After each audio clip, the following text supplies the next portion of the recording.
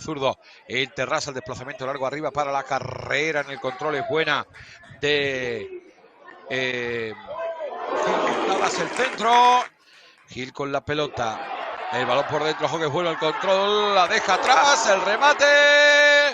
de segundo. Se ofrece Jofre, bueno, quiero el giro y el gesto técnico del propio Jofre, la pelota que le cae a Itami, la descarga para Lucas, Lucas para Itami, el remate a las manos de nuevo para Jofre, que aparece en zona de media punta, sigue Jofre, apertura es buena para que se la lleve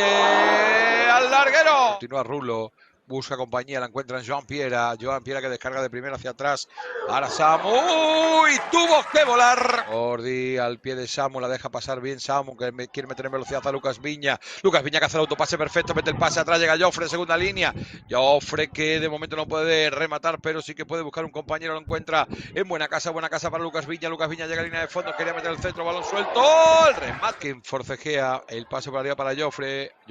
para Sergio que la deja con el pecho para Gil que la pone, Jofre, lo que ha fallado.